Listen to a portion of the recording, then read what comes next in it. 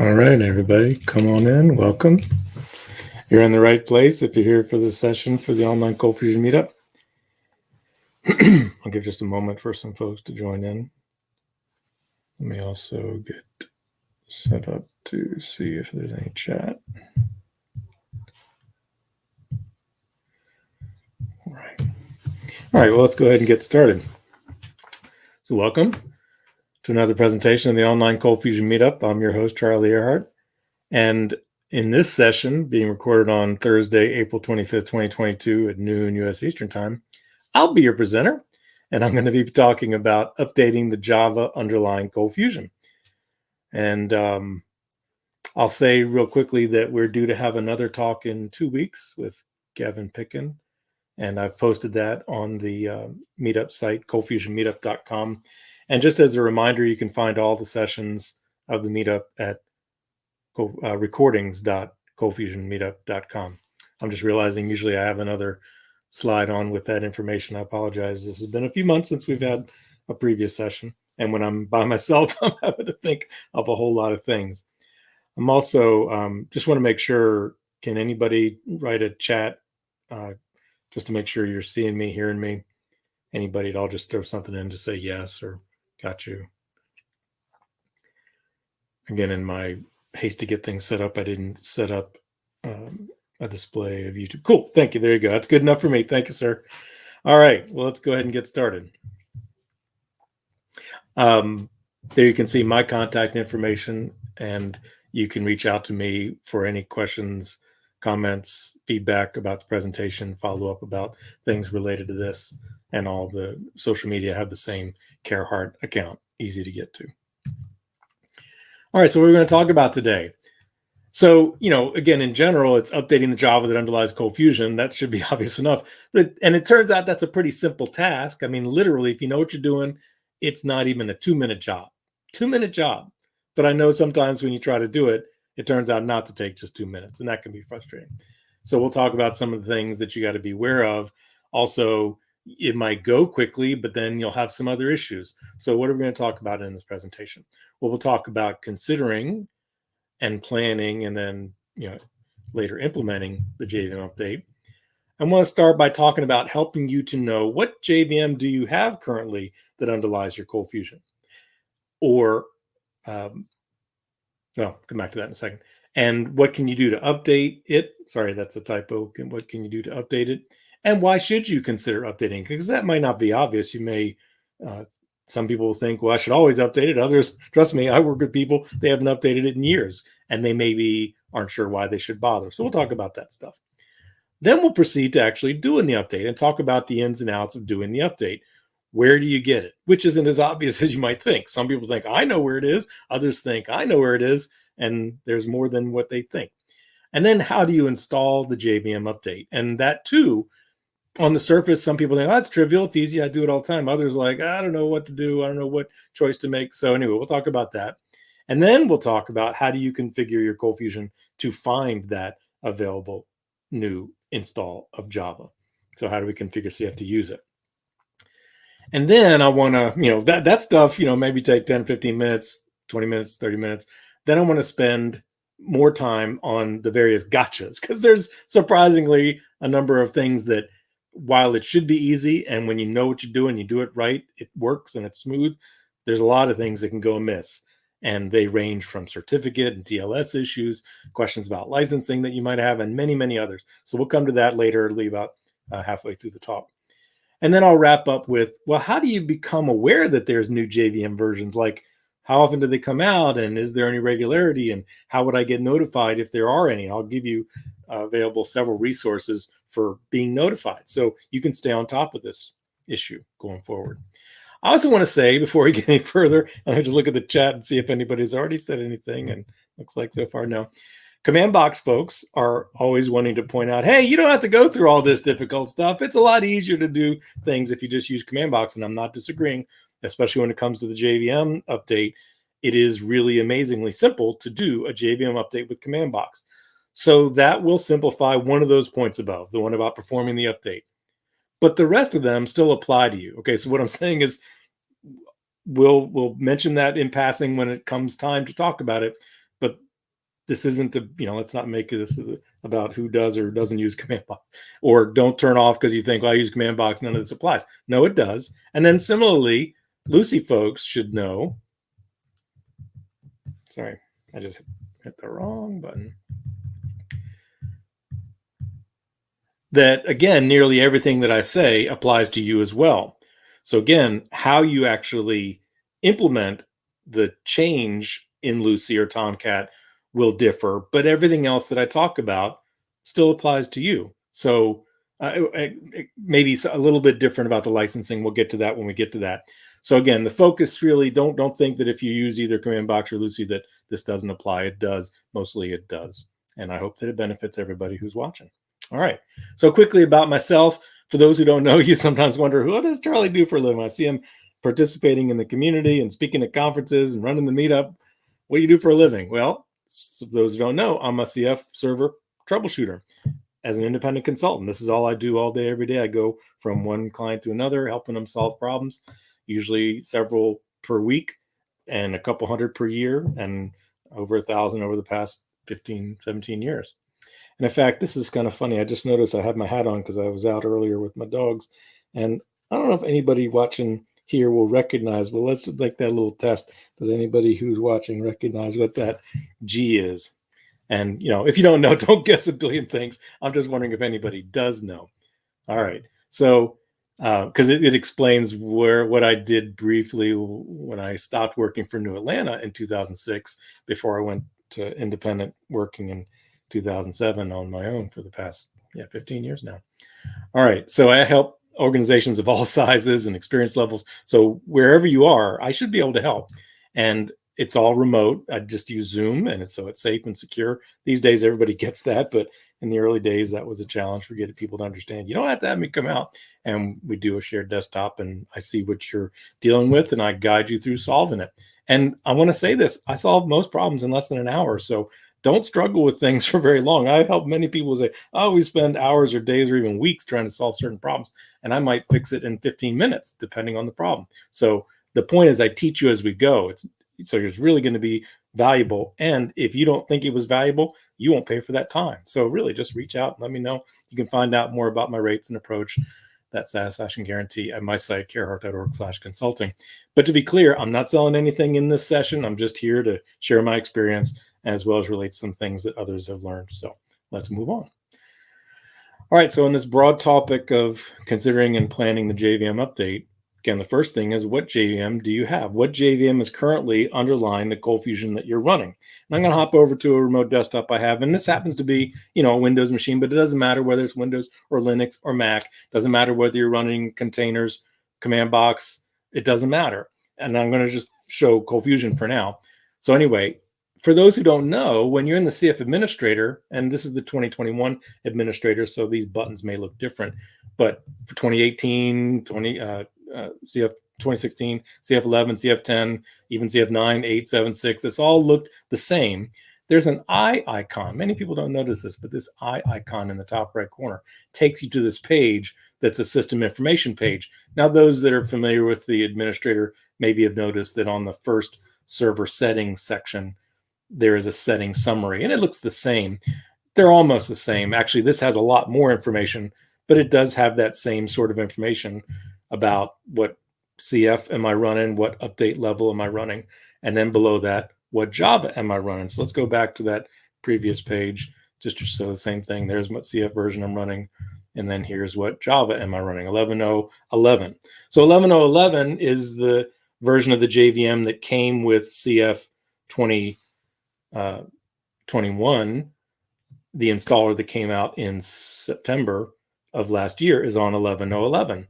You might have 11.0.2. The original installer came with 11.0.2.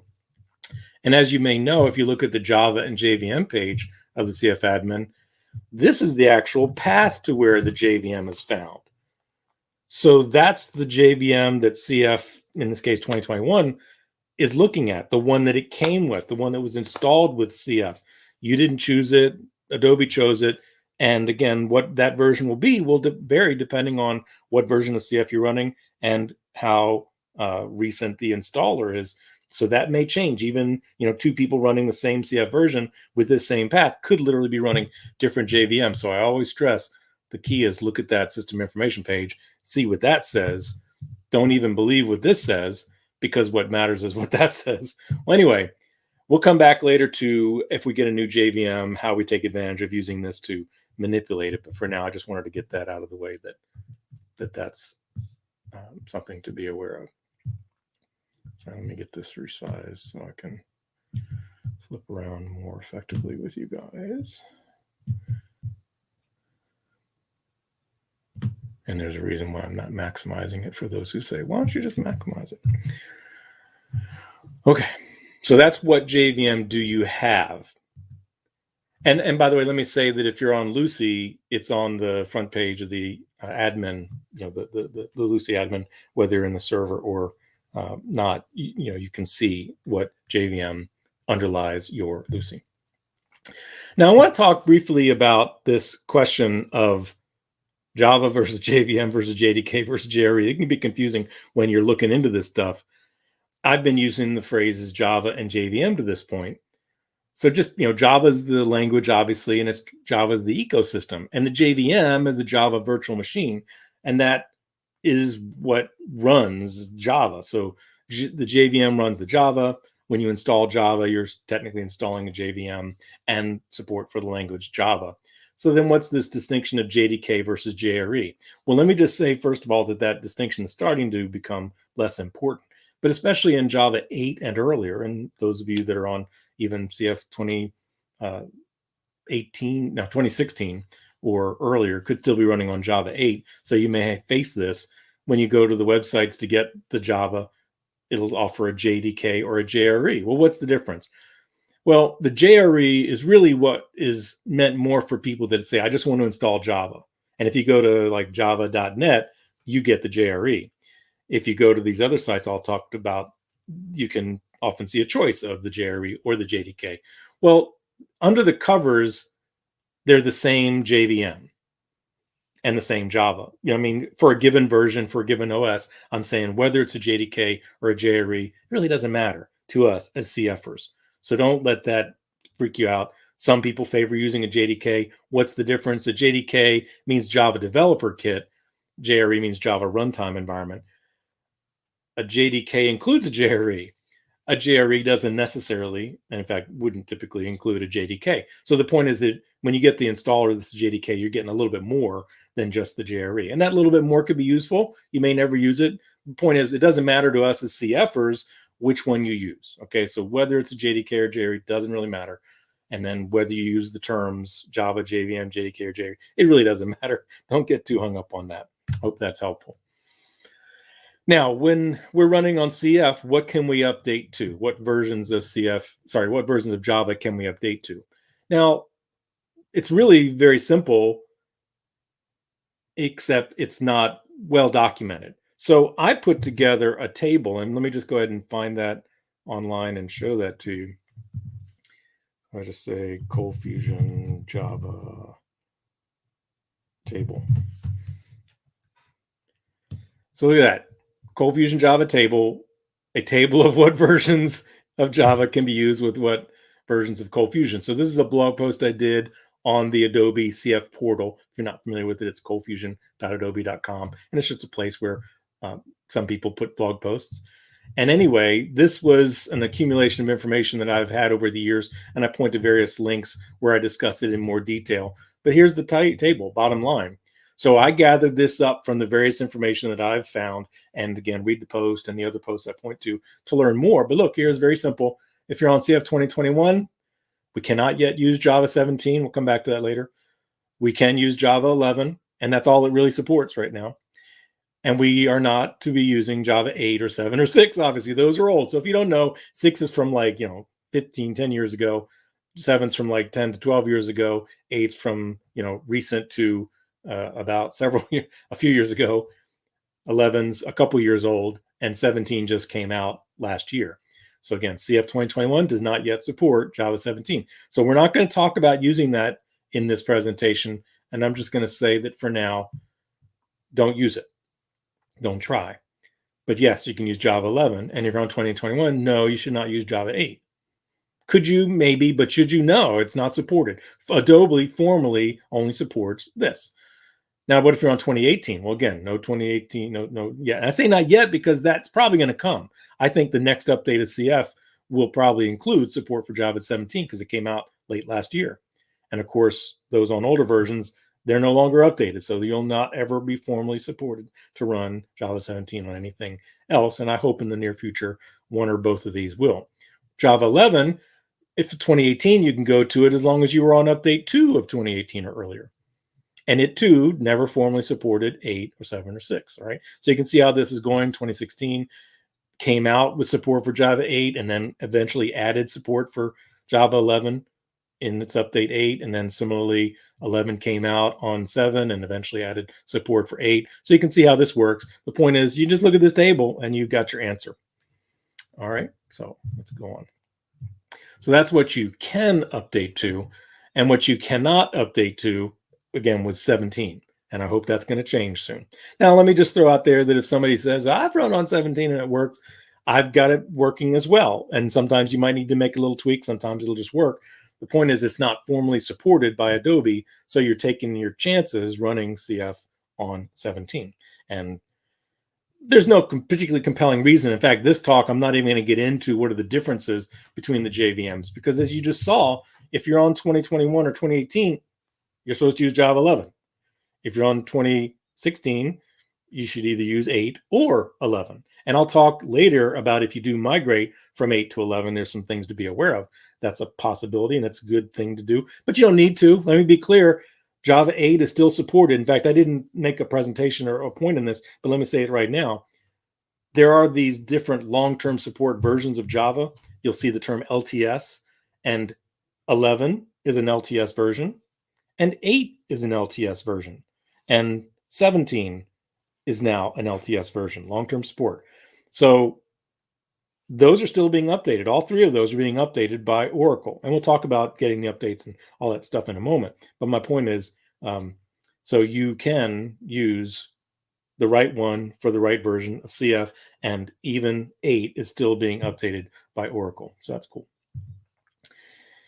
Does CF support anything other than Oracle Java? There's another question that some people are going to inevitably ask because they know there's an Open JDK and there's a Azul Zulu JDK and there's Corretto from Amazon and on and on and on. Let me just take a quick moment to say that this stuff was more important when in 2019, Oracle came out saying they were going to charge people to use Java 8 or 11 in production. Starting in 2019, Oracle said, you have to pay us to use Java 8 or 11 in production. Well, just a couple months after that announcement, Adobe came out with a clarification, and I was going to talk about this later, but let me just say it now. They came out with a clarification that said, we have licensed Java, Oracle's Java, for use with ColdFusion. So we support you using Oracle Java and only Oracle Java. And that's why I'm mentioning this now. Adobe formally supports only Oracle Java. They don't support any of the others. Will they work? Some have found they do. And may be fine. Is there any compelling reason? Well, let me be clear. The big compelling reason back in 2019 for people to make that jump was that they wanted a, quote, free Java. Well, again, I'll talk about this later.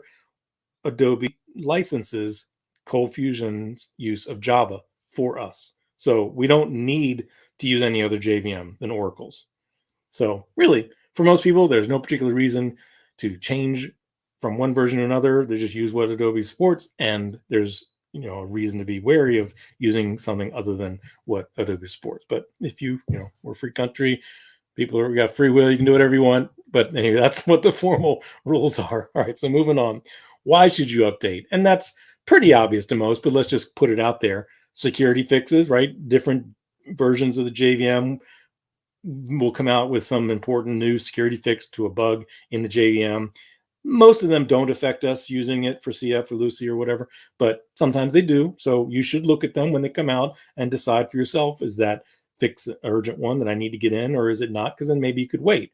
And some people will wait. They'll want to update, but maybe they won't update the day it comes out or the week it comes out. They might wait till a week or two later, or some wait for a month, or some wait till nearly the next version, and then they do it prior to the next version.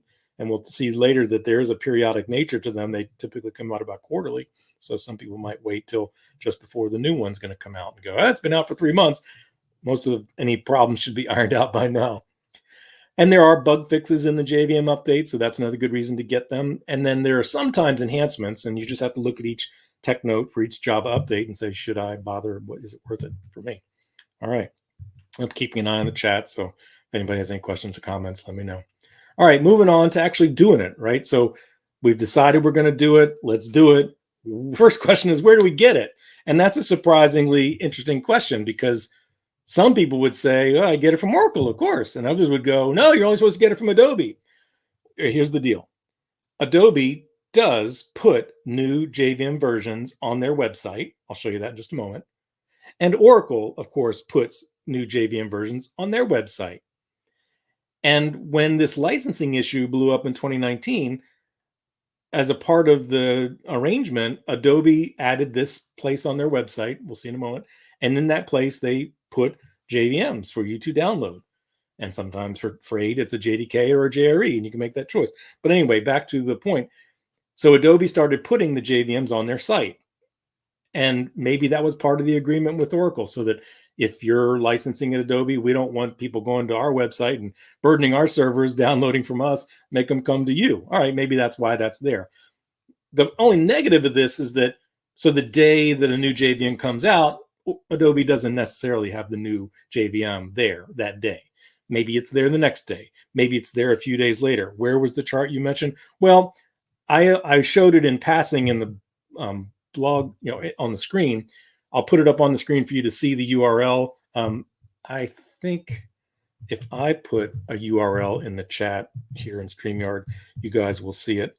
So tell me if you see that. I just posted it. There's some curiosity about that. Yeah, I think what it was is that I can post stuff to you guys. Other speakers, when they put stuff in the chat, you can't see it. So you should see that, Anthony. By the way, nice to meet another Arehart. Different spelling. Anyway, so I'll assume you got that. I'm going to move on. Okay.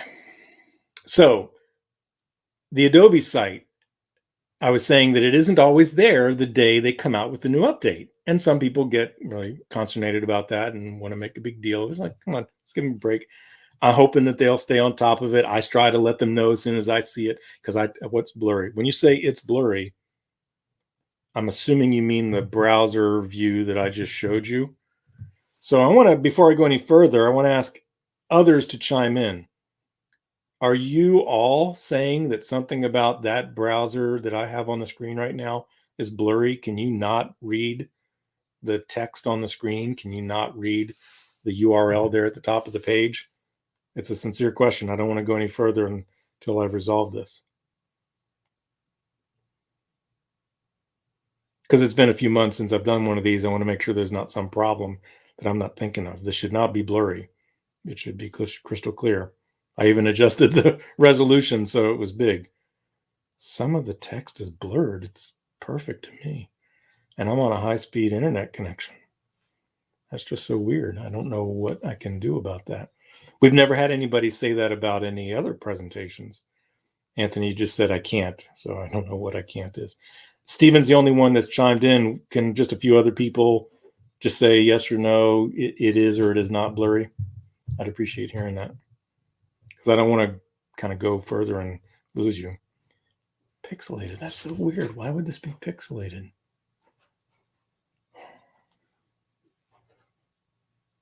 Right, of course, anybody on your end could. That's why I'm asking for more people to chime in, because if somebody says, no, it looks great to me, well, then that tells you that it's not on my end. It's on your end. Thank you, Anthony. I'm glad you said you found it. Anthony, did you see the URL that I shared in the chat?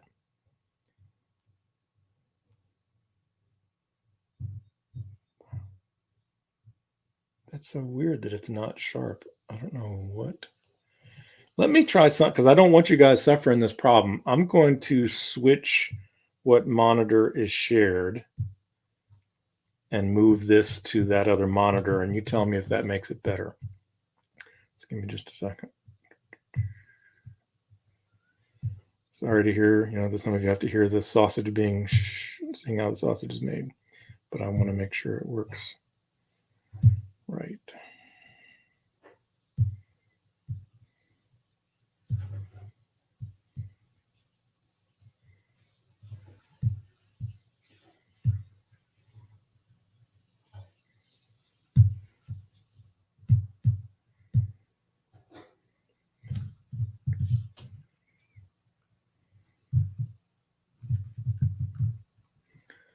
Okay, so I've swapped things, and let me also get that. There you go. So now I've put what I'm sharing on a different monitor, and that's all that's changed. So you should be seeing it. I can see you are. You should be seeing the screen. Looks fine to me. So please, anybody chime in. Does it look pixelated or does it look better, worse? Help me out. You're saying, Anthony, no, it's not any better for you. Try reader view with larger font, bold text. I mean, of course I can come here and do that a couple times. Shouldn't have to do this, but I'm doing it. Wow, that just makes the table look terrible. I'm going to back off one. Anyway. Now, when you said that is better, I don't know what was. Font issue, the CFadmin is fine. Well, the CFadmin is, okay, right. So I'm going to switch tabs to the CF administrator. Right, that's just so weird. That's just so weird that looks bad, that this tab looks bad to you guys in blurry. How about, just out of curiosity, if we come over, I'll be going over this page in a moment. But let's say I'm looking at this page.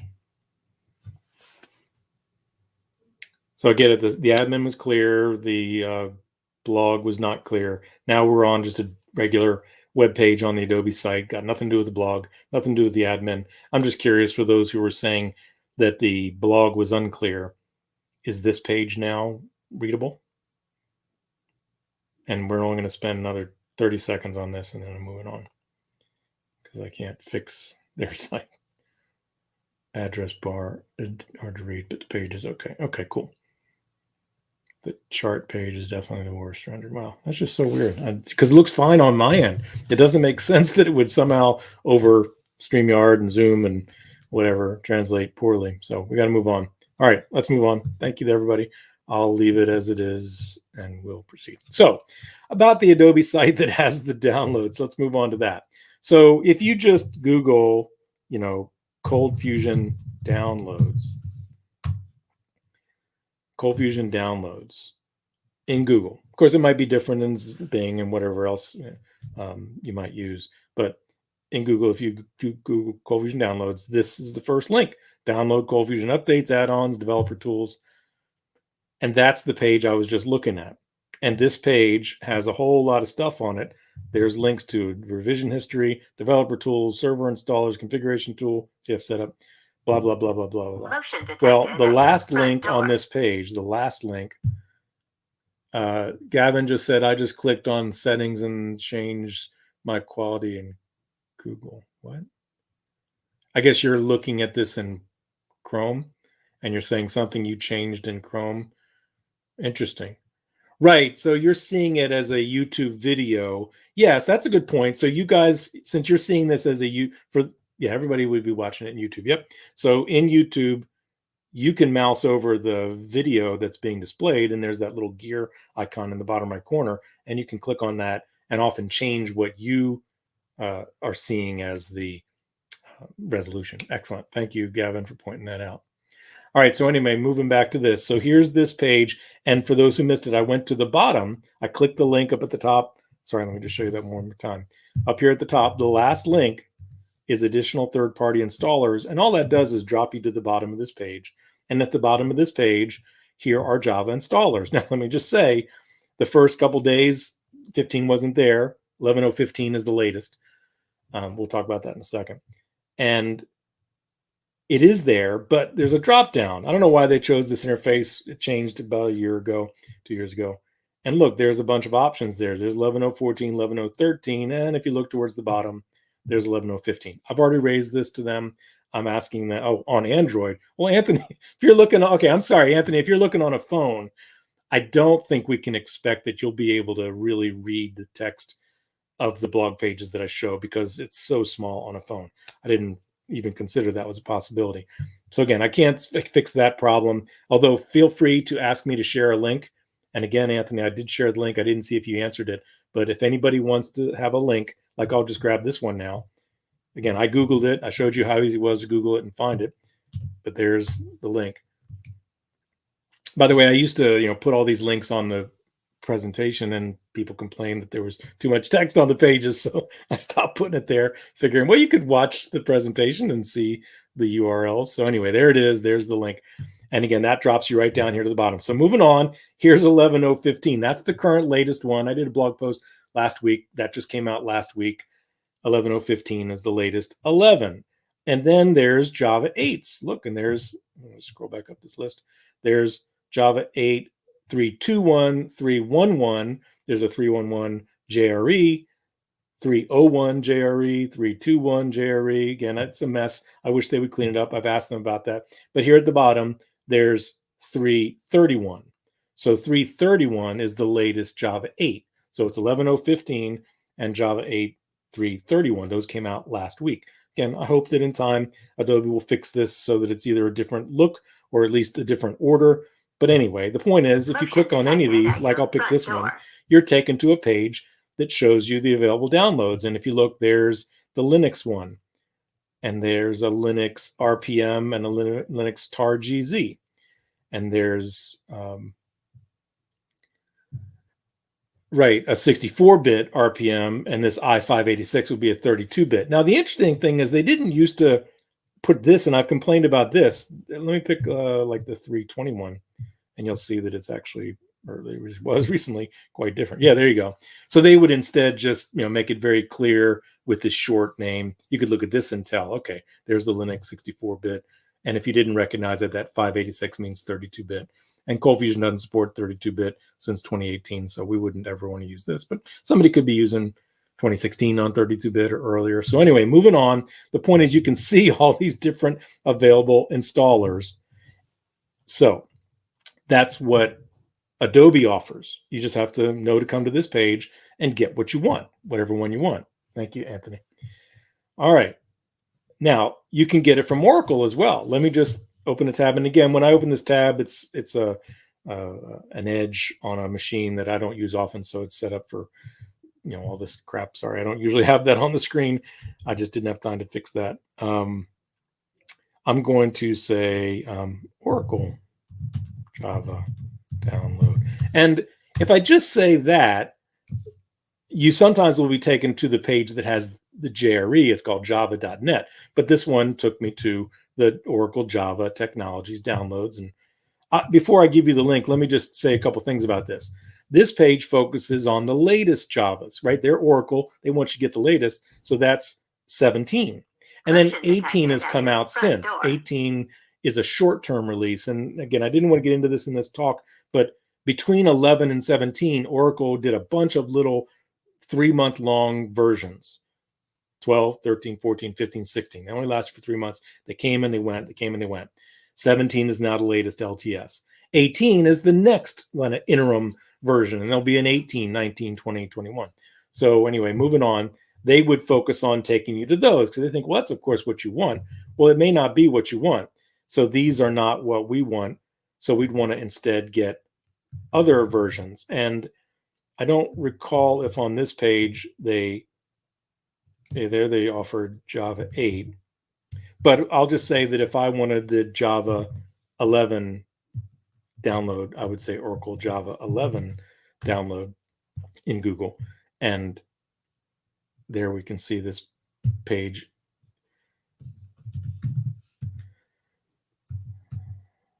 There it is. There you go. Sorry, it was at the bottom of the page. It was Java 8 and Java 11. They were tabs. Again, even they're going through funny business where they put things in tabs and they can make it a little hard. So there's 11.0.15. And if we scroll down again, there's the different versions. And I'm just going to say real quick to get this out of the way, if you, I have compared the binaries that were here on the Oracle site to the binaries that were on the Adobe site, and they are often identical. And if they're not identical, let's just say that it's sometimes Oracle might modify these installers without changing that number. They will modify it. So technically it's not the same anymore. Like they fix some little issue. Now, does that matter? I mean, if they came out with a big problem, they would, create a new one and announce it. But I'll just say I've never found it to be a problem. So which one should you get it from? I'll leave it for you to decide. But when they're binary identical, it doesn't matter which one you get it from. But let's move on. We spent too much time on this topic.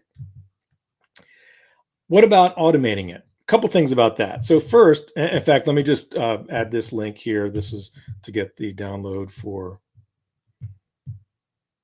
Java 11 from Oracle. My blog post, which again is at my website, arehart.org, which is shown at the bottom of all the links, all the slides in my presentation.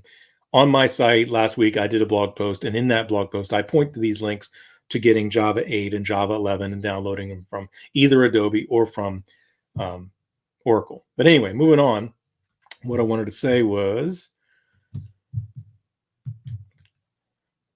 you might want to automate this process to pull the URLs down. Now, let me just say about this Oracle site first. That's what made me think to come back here.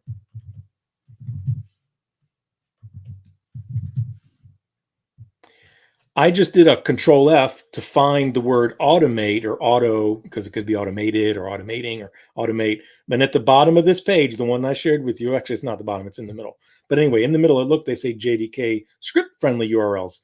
These will remain the same for the JDK, allow to use them in their scripts. So they show you the actual link, and you could just save that link and do a curl or a wget or whatever you like to do to download these. So you can do that. And they even have a link here to tell you more about that. Well, conversely, when you come here, you could right click and copy the link, and now you can automate that. And you might think, why do we need to talk about that? Anybody would know that. Well, here's why I'm bringing it up with regard to the Adobe one. Now, you guys who are not on monitors can't see this, but when I mouse over this one for this 8321, or it would be true if I looked at 11014, the ones from January. If I mouse over it, it's at download.macromedia.com, which is interesting. They've always been there, but if you didn't notice it, you didn't pay attention. Well, now I'm going to go to that 331, the new one. And maybe some of you noticed this. Look, it says cfdownload.adobe.com. So I asked them about this as soon as this came out. They are changing where they store these. It's no longer going to be a Macromedia URL. It's now going to be an Adobe URL. And again, for most of us, it doesn't matter. We're just clicking links, right? But for you who automate things and script things, you should note that you can't just go changing the URL for the old one that had gone to Macromedia to point now to the 331 version for Java 8 or the 11015 for Java 11. You got to change it and just come here and you'll see it's new and different. All right, let's move on. These are just the little gotchas that could trip people up if you just, read this stuff in a Slack message or a tweet that it's, 2 or 3 steps. There's usually much more to this stuff than you realize it. All right, so moving on, how do we go about installing these? Well, back to the available options. I just want to point out, especially if I go back, I'm going to just pick 11014 just because that was nice. And so if you're on Linux, you've got an RPM or a deb or a zip, an archive. Solaris has got an archive. Mac's got the DMG. And then Windows, look, in Windows, there's an exe and a zip. So that's your choice. If you get the installer, you run the installer. However, in your OS, you run the installer. And the installer will implement it in a folder by default appropriate to your OS. And it'll tell you where it did it. And you can take note of that and then tell ColdFusion to use that. We'll get back to that part in a second. Or if you use one of these zip approaches or tar or GZ approaches, you can extract it and put it wherever you want in your OS and then tell the CF to find it there. Okay, so it's pretty simple. And I'm just going to go ahead on this machine. I have already done it, but I'll do it again. I'm going to download this. Happens to be a Windows box. So I'm going to get this. Sorry, I didn't mean to do 11014. But anyway, you can see I did 11015. Here's 11015 already downloaded. I'm going to go to the downloads and folder. And there, sorted by date modified, and up at the top, there's my 11.0.15. So I just want to say, remember, we looked at my CF admin. It was running 11.0.11, and we're going to change it to use 11.0.15. Let me just show you one more time. Could have gotten timed out by now. Yep. So anyway, there I am at 11.0.11. So I'm going to run that 11.0.15. Just going to do it on Windows because that's what I'm on right now. You guys on different OSs do it your way, appropriate to your OS. And it's going to ask me to, update to elevate to administrator privileges.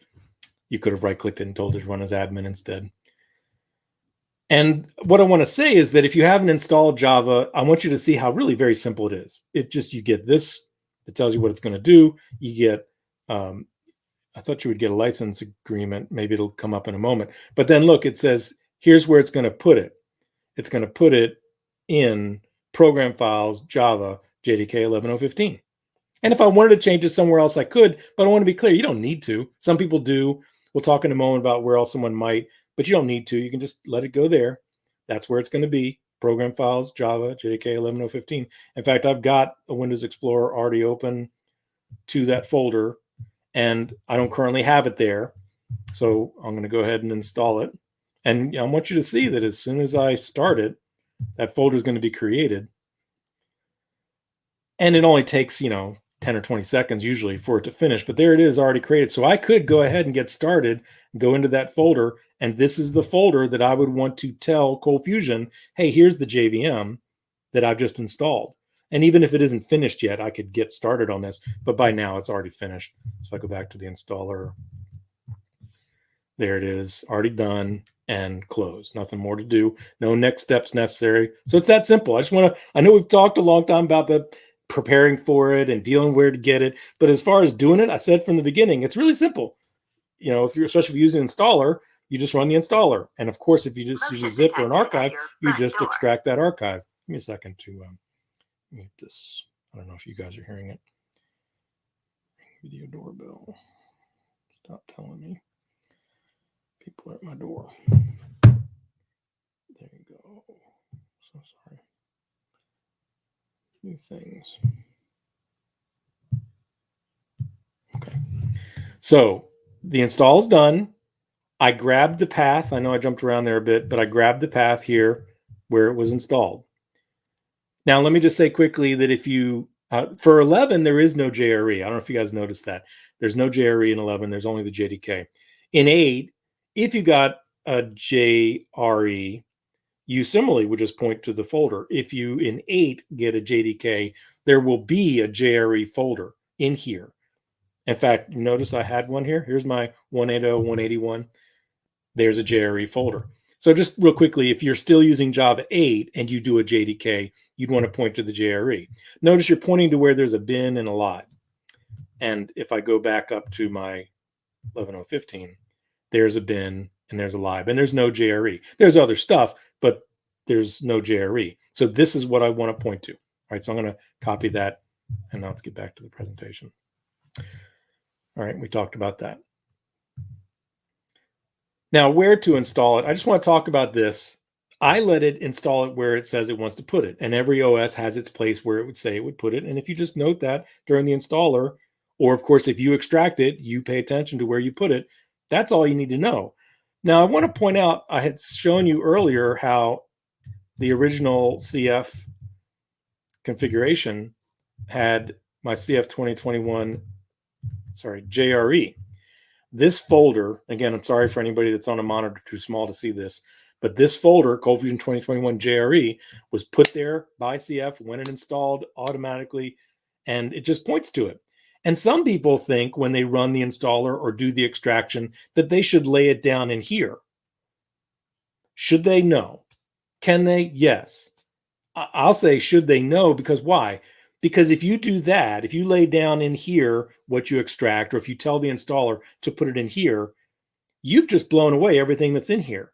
And now, if something goes wrong, how are you going to go back to where you were? It's difficult, right? But by leaving this here, and instead now, if I go to the CF admin, if I'm going to use this approach, if I go to the CF admin and to that Java and JVM page, which currently points to that ColdFusion 2021 JRE. If I want to point it to that new one, I just point it to that new one. And if something goes wrong, or if I don't like it, or days later somebody says something's terrible and I decide I want to revert, then I'll just change it back to this. Now, unfortunately, this interface doesn't have anything to show what was the prior value, so you'd need to keep track of that. And to that point, I'm going to share that what I would do, what I recommend when I help people, is that we change the file that this page would change. Now, some of you know that because you've been doing this stuff for a while. It's called the JVM config file. If you forget that, just look right here. The sentence right above it says backups of the JVM config file are created when you hit submit. So they're not telling you where that is, but they're telling you the name of it, JVM config. And I'll just say if we go to that ColdFusion directory under CFusion bin is the JVM config. So it's a file in the ColdFusion CFusion bin, and it's been there for every version of CF since 6. Folder structures may be a little bit different in 9 and earlier, but the point is the JVM config's been there since 6. So this is not a new thing. Most people know it. I'm going to go ahead and open that with my editor, which I happen to have on this server, Notepad++. Doesn't matter what editor you use. You'll always find that usually the first uncommented line in the file is this one that says Java Home. And I don't know if there's a facility in here for cranking it up. Zoom, yeah. Oh, goodness, just Control+. But it's not that Control+. So anyway, I've made it a little bit bigger. I hope that's readable for people. The point is, that's what the CF admin is reading to show what it showed. And if we changed in the admin, it would change this. If we change it in here, it'll change what's in the admin. They're in sync. And it's okay to edit this. It won't take effect until a restart, but you'll see it immediately in the admin. So what I do, let me show you what the tip I do, is I will duplicate this line, which in Notepad++, you can just do Control-D, but you guys that want to use your mouse to highlight it and copy it and paste it, you can do that. So I'm duplicating the line. Notice the pound sign is how you comment things out. So I'm pound sign in front of that, keep my old version, and then I'm going to paste in that new version. So there was that new one that we got. Program files, Java, JDK 11015. Now, sometimes you'll find that would work. Sometimes you'll find that CF won't start. And so just be safe. Notice that the one above it has 2 slashes. So Windows, Java on Windows expects you to use 2 slashes to separate Windows paths. So just rather than think about it, just get in the habit of doing that and you'll be good. So there you go. So I've now told the JVM config where the new JVM is. And again, in summary, I took less than a minute to download and install the JVM. I took less than a minute to put this modification in this file. And now I'm going to restart CF. That's why I said it's just a 2-minute job when you know what you're doing. So I'm going to go ahead and restart it. And of course, if you didn't save the file, it's not going to take effect. If you make a mistake, CF might not start. So let me just get this out of the way. That's why you'll notice I didn't close the file. Some of you guys, your mom's raised you right. You close everything when you're done with it. I would recommend you don't close this until you're done. Like CF's back up and running and shows it's using the new version, especially if you're on a simple editor like Notepad++, where, you only get one undo. Let's just keep it open and keep an eye on it. So if I go back to services, it's already back up. If I go to my browser and refresh it and log in. By the way, this is a quirky thing. It's panicked a lot of people. It looks like, oh crap, somehow it's saying I can't proceed with doing anything because I got to do this. I haven't figured this out. This is the first machine on which I'd seen it, but I did find that while I was looking into it to try to understand what the heck just happened, I just tried it again and it worked fine. So I'm going to look into that later if you get that problem. Yeah, so we'll just be patient and wait, because all I did was restart ColdFusion. I didn't change anything about this. So there's something quirky going on. In the interest of time, I'm going to go ahead and move on. We'll come back and see that it's done. That's an unusual situation. It's got nothing to do with the JVM change that we made. Had I just restarted CF, I would have seen that.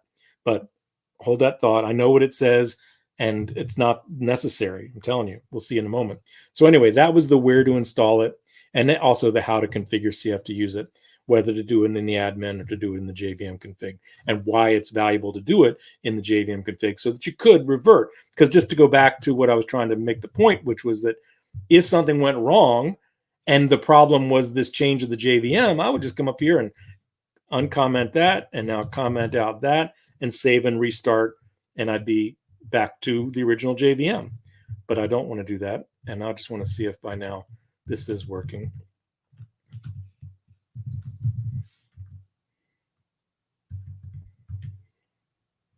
That's so weird. I just feel like now there's something going on in the cache of the browser. Let me just try this one more time. Demo gods, right? That's what happens when you do demos. Stuff goes wonky. I'm going to open a new,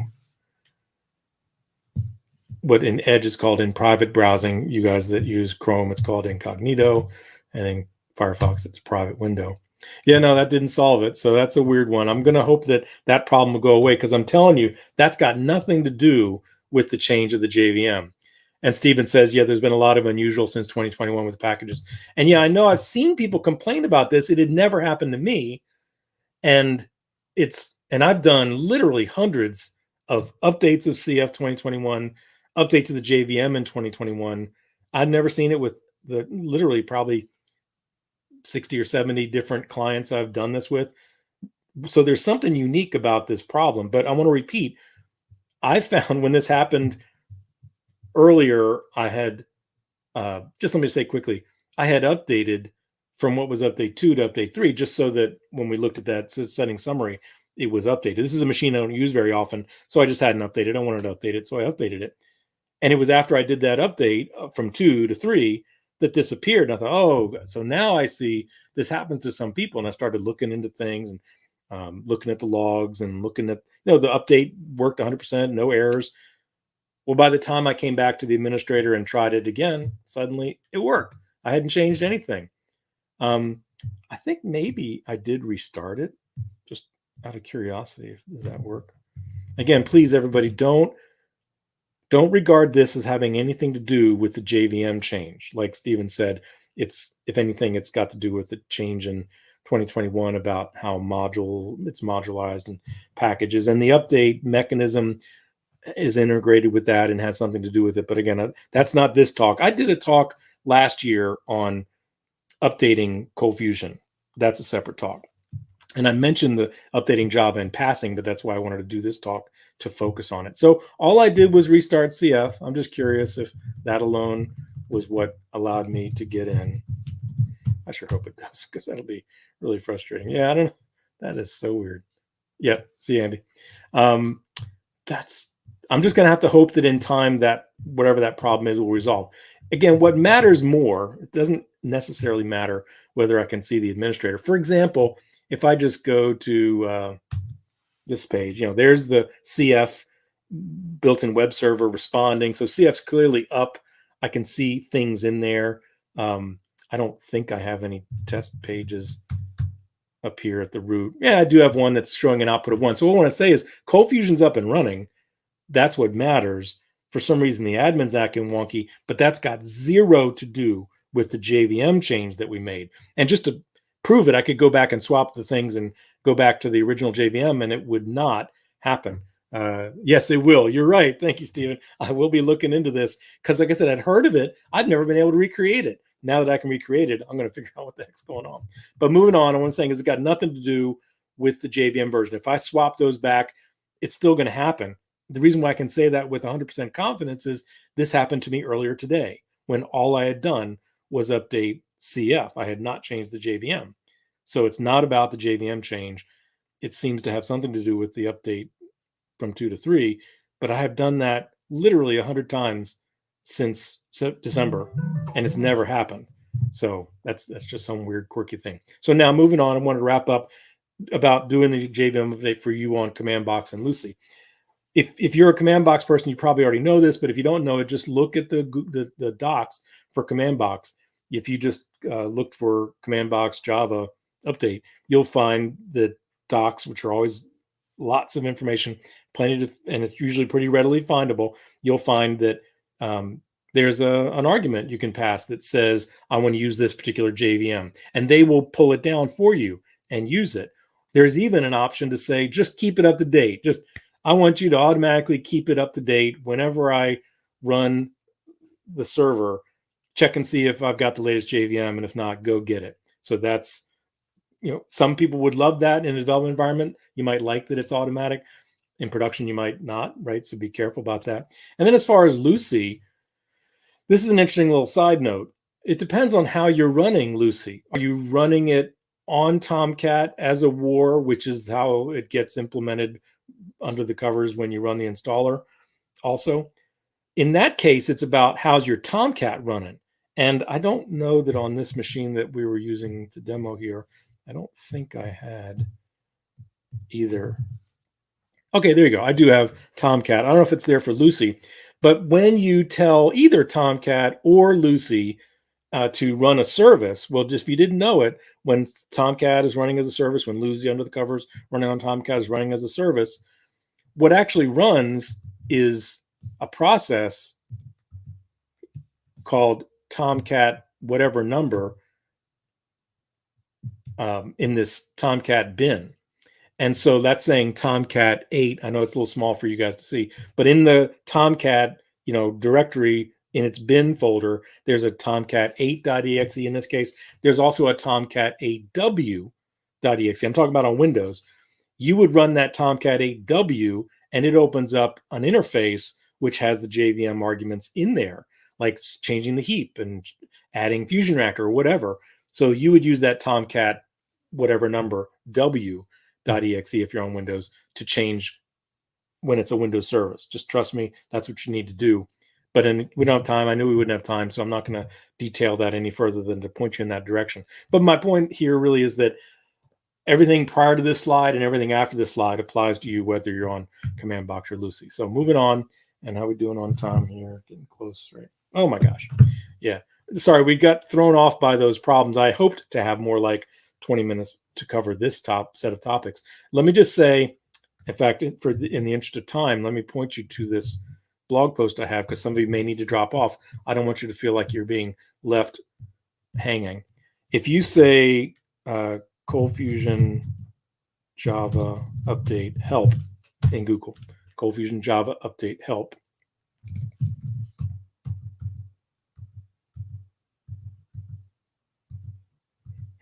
well, it's interesting. It came up earlier today. Maybe it's JVM. That would be sad.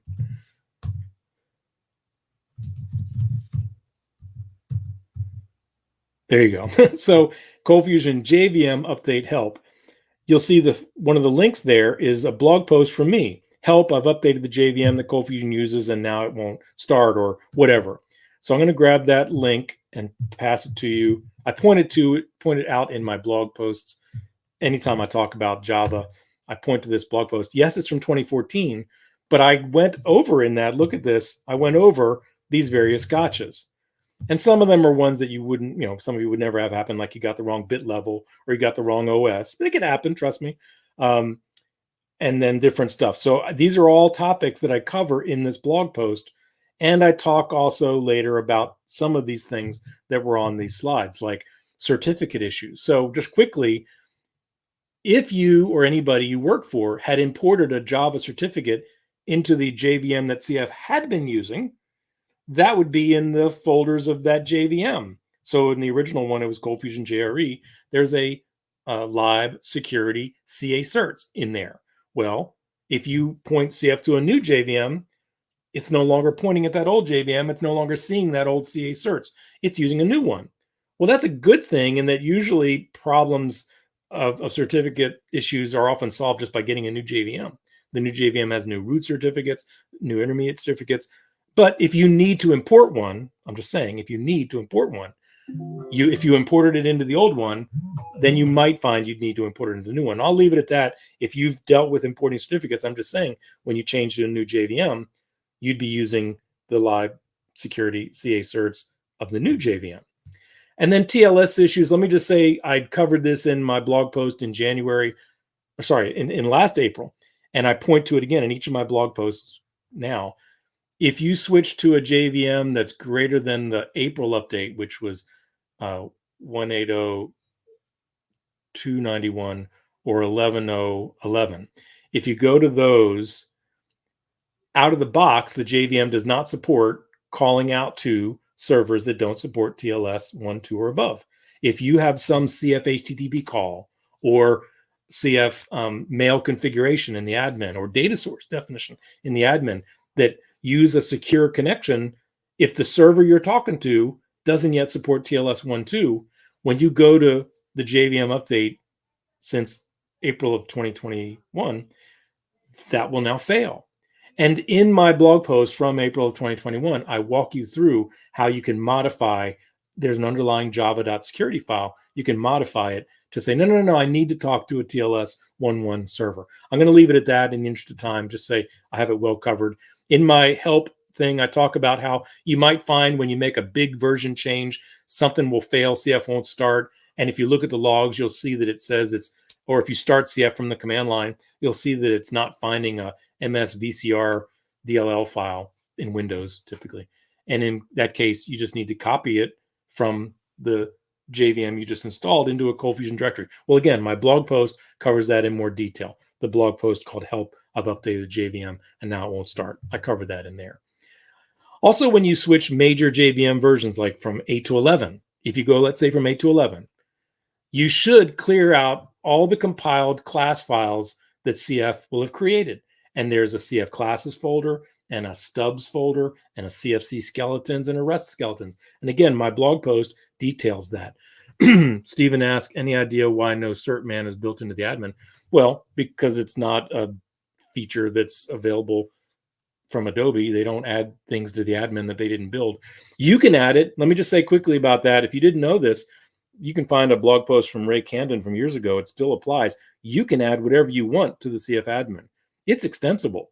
So there's an XML file, and you could point to whatever URL you want. And if you want to install certman and have it available in the admin, you can do that. But again, that's not really about this talk. So let's move on.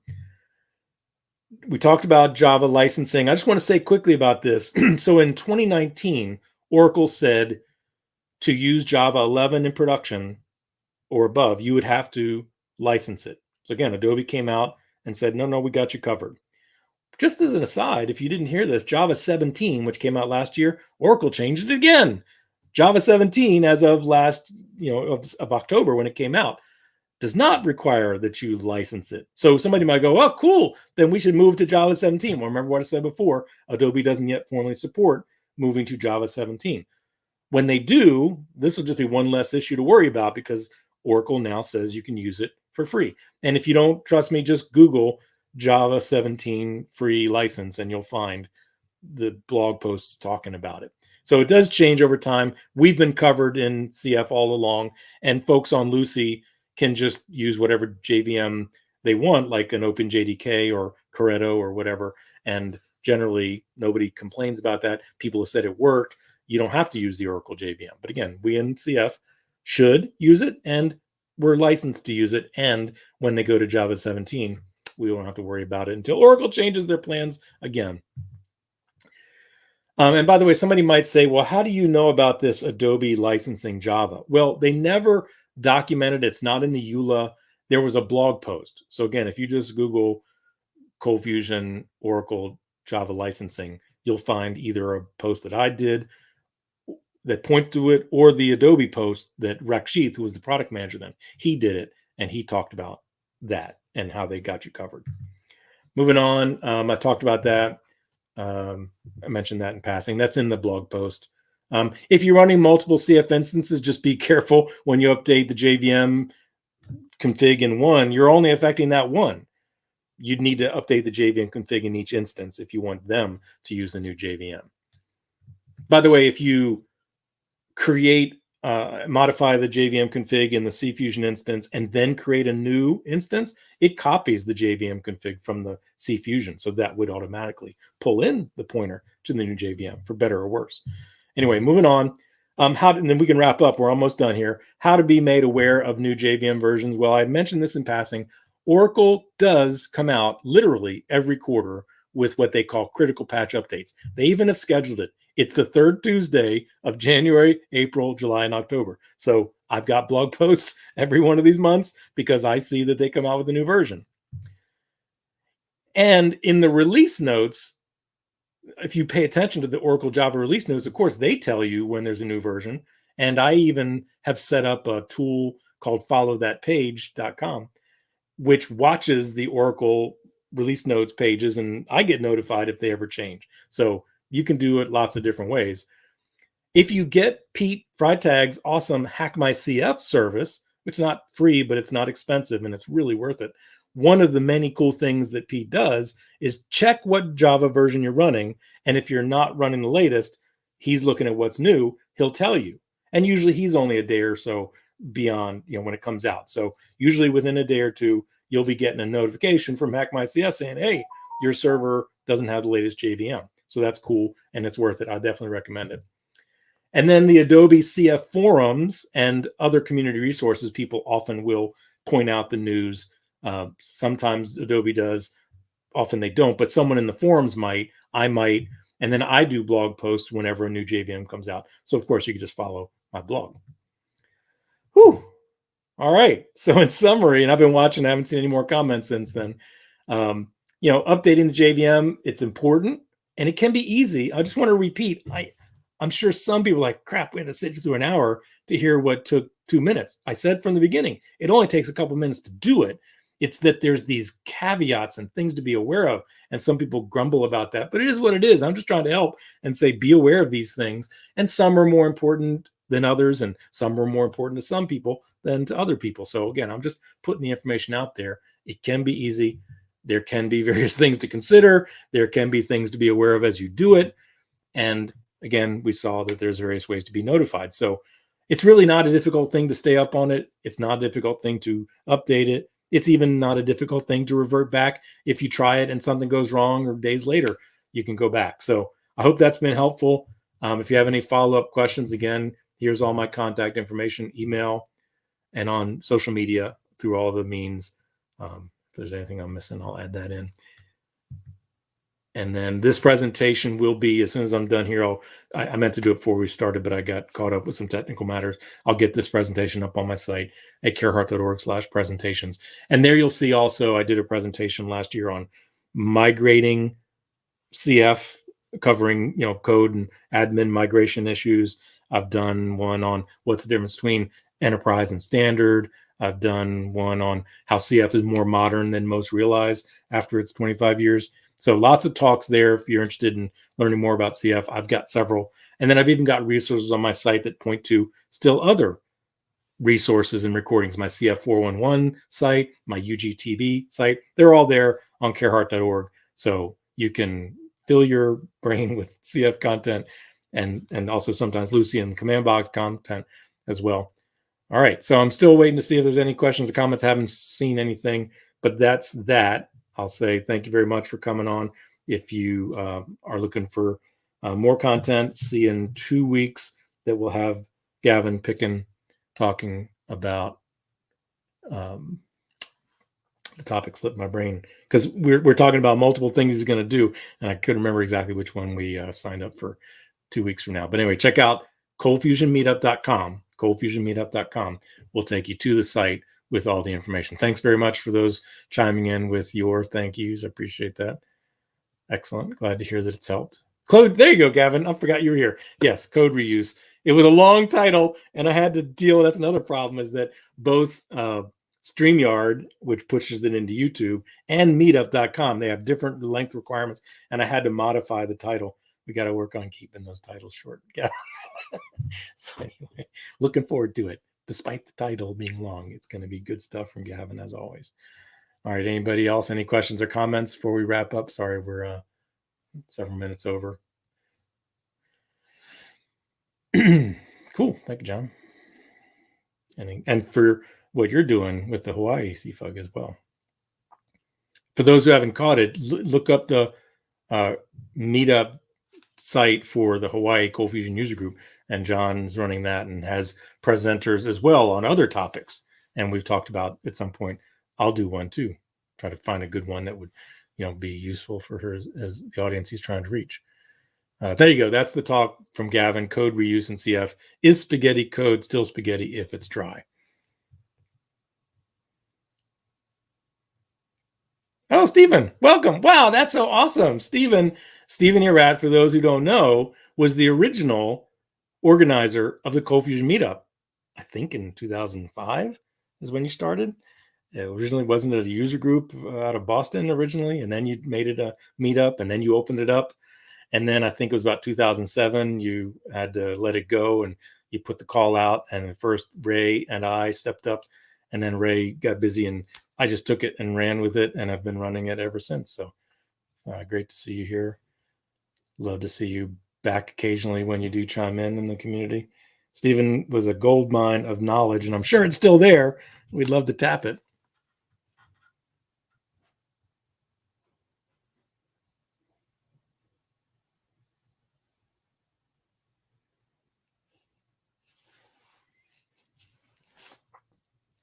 And my camera, I didn't, again, I was in the interest of getting started. This is not my normal work environment. I got some work going on in my office, and it's almost done. So next time I do one of these, should be a very different look. When Adobe acquired Presidia and Breeze, I leveraged that to start. Yeah, exactly. Right. So we used to do these on Adobe Connect, or originally Breeze, right? Macromedia Breeze, and then Adobe Connect. And it was only about 2-3 years ago that people were grumbling about some things about it. And in the interest of trying to forestall that, I just went ahead and switched to this YouTube-based format driven by a service called StreamYard. So for those who don't know, check out StreamYard.com. That's how I really, in effect, produce the meeting, and it gets pushed live as a stream out to YouTube. So it's not really a YouTube live meeting. I'm not in YouTube. I'm in StreamYard, and StreamYard's pushing it to YouTube. So if any of you are presenters or want to organize presentations, definitely check out StreamYard. They've got free plans and commercial plans. I'm using the free plans. Great. And they're cool. Yes, Anthony. We may even find out somehow we're related.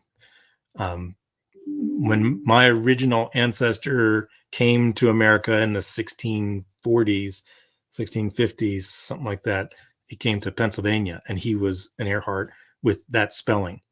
And it was in the late 1700s, as they moved down to Virginia, that somehow they changed the name to spell it the way we now spell it. When you say their next session, are you which they are you talking about?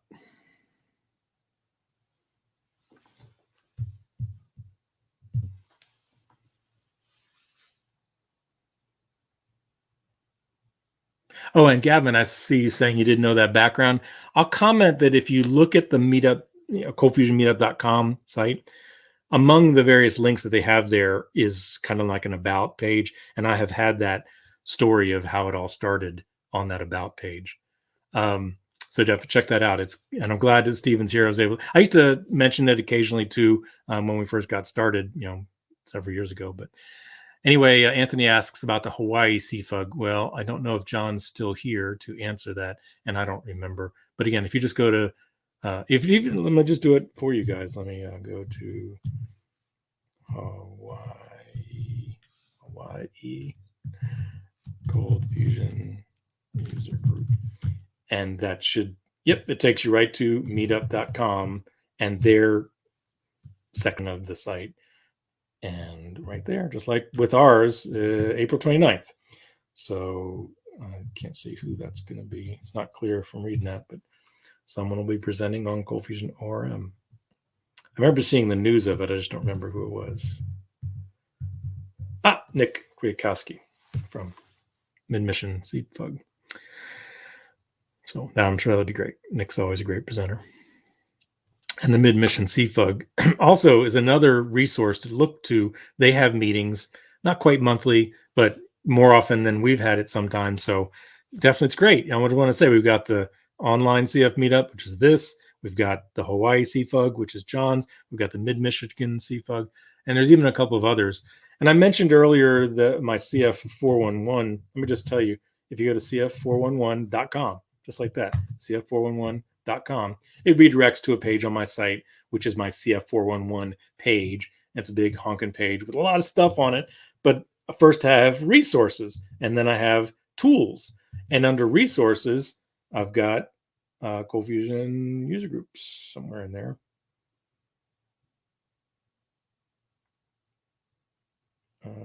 Maybe I've taken it out because for a while there weren't any that were still running. But anyway, I know I talk about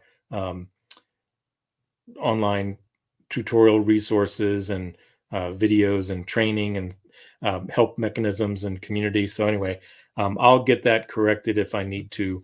Let me just see if I mentioned Michigan, because I used to refer to, yeah, there you go. So the Mid-Michigan user group used to have a jobs list. This is on the jobs section, and they no longer do that. So yeah, I got to get that user group thing back in business. So, oh, and then Ortus, right? Thank you. Sorry, Gavin. Ortus is doing webinars and Adobe's doing webinars. That's what I was thinking, is I got to do something that just says, here's all the places where you can find different people doing webinars. So yes, awesome to also remind us that Ortus has not only webinars, but their CF casts. And I do have that. Let me just say, if I go to CF casts, there it is. So I have it under this section of CFML resource sites, and I point to all the Adobe sites and then the CF cast sites and all kinds of other places, including the CF Meetup, and there's the Ortus webinars, and TerraTech's got videos. And then I think I also covered under training. Well, certainly under trainers, yeah. So I point to that. So anyway, grandfather was okay. Yeah. So I think that, back in the 1600s, I can't remember who was where and what was what, but it was somewhere in Germany, Germania, that my 7 generation back, whatever, grandfather came from, somewhere over there. CFML News Podcast. There you go. Thank you, Gavin. Again, I used to have a lot of news to point things out like this, and I just found that some people didn't care for it being anything but the topic. But yes, the CFML News Podcast from Ortus, called Modernize or Die, CFML News Edition, is another great way to keep up on what's going on in the community, for sure. And then Pete Freitag just started doing a newsletter, and I believe he calls it CF Break. CFBREAK, I believe is what he called it. So if you Google that, yep. And Gavin is the host. Well, he's kind of like the producer and is usually the main host. And it's usually 2 of the Ortus folks, and it could be different ones, different times. But Gavin is the ringleader for sure. CF Break, there you go. And if you just Google it, you'll find it. And they mentioned it on the meetup. And I'll get it added here. In fact, I even have a section on tiny newsletters, because Pete used to, Pete used to call it CFML Weekly News, and it was a tiny letter. And then there have been others in the past, and I keep track of those that have come and gone. I'll get that there. So trust me, keeping up 2,000 things. Look, it's got 2,000 tools and resources, 150 categories. And I even updated it a couple days ago. So, I do keep it up to date, but it's hard to keep track of everything. So I always welcome feedback. Every one of those sections tells you, hey, if you see something I don't have, tell me. Be happy to get it updated. All right. Well, we've gone much longer than we normally do, so let's let folks go. Thank you for that clarification, Gavin, on the folks who have participated. Always great to see whoever you have on. All right. Well, with that, let's go ahead and call it a day. And I hope the talk on the Java updating was helpful to folks, and we'll see you in a couple weeks for Gavin's talk, and then more to come from Gavin and me. You bet. Thanks, sir. See you guys later. And this recording will be available on YouTube, again, after the session, and pointed to from recordings.coldfusionmeetup.com in time when I update the link. So, till again.